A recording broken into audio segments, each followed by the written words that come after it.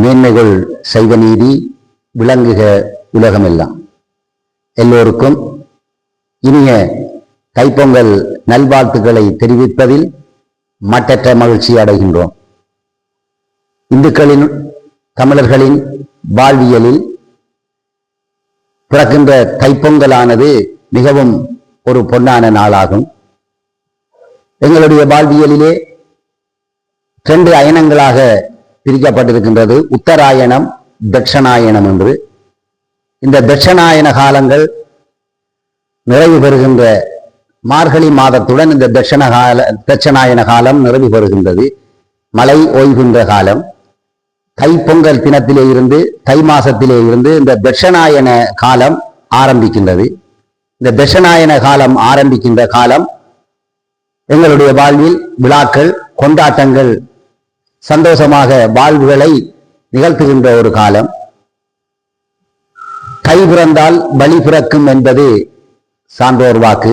அதற்கிணங்க எங்களுடைய பிறக்கின்ற தை மாதம் தைப்பொங்கலிலே இருந்து எங்களுடைய வாழ்வானது இனிதாக சந்தோஷமாக அமையும் என்று நாங்கள் எல்லோரும் நம்புகின்றோம். எங்களுக்காக உணவை அளிப்பதற்கும் எங்களை வாழ்வதற்கு சூரிய ஒளியை அளித்த சூரிய பகவானுக்கு நன்றி செலுத்தும் முகமாக இந்த தைப்பொங்கல் உழவர் திருநாளை நன்றிக்கடன் செலுத்துகின்ற ஒரு நிகழ்வாக நாங்கள் கொண்டாடுகின்றோம். அந்த வகையிலே சூரிய பகவானின் மூலம் நாங்கள் பெற்ற அந்த தானியங்கள் எல்லாவற்றையும் உழவர்கள் அறுவடை செய்து அந்த சூரிய பகவானுக்கு அதை படைத்தவனுக்கு அர்ப்பணம் செய்வதற்காக, நன்றிக்கடன் செலுத்துவதற்காக இந்த பொங்கலை செய்து அவரை நாங்கள் மகிழ்வித்து இதை ஒரு கொண்டாட்டமாக தமிழ் மக்கள் கொண்டாடுகின்றார்கள்.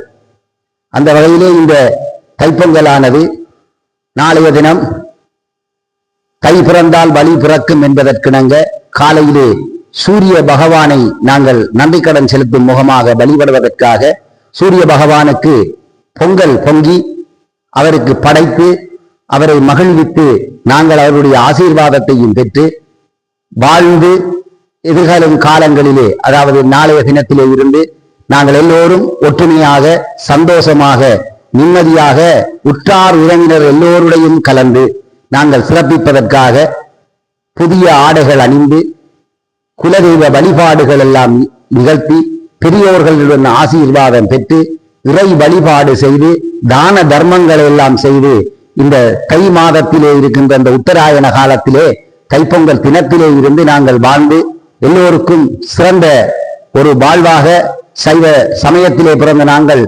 வாழ்வுகளை நாங்கள் காட்டி தமிழ் மக்கள் எல்லோரும் ஒற்றுமையாக வாழ்வதற்கும், சாந்தி சமாதானமாக வாழ்வதற்கும், நோயற்றவர்களாக வாழ்வதற்கும், இயற்கை அழிவுகளிலே இருந்து நாங்கள் மீட்டெழுவதற்காகவும் இந்த வழிபாடுகளை செய்து எல்லோரும் மங்களகரமாக வாழ்வோமையாக.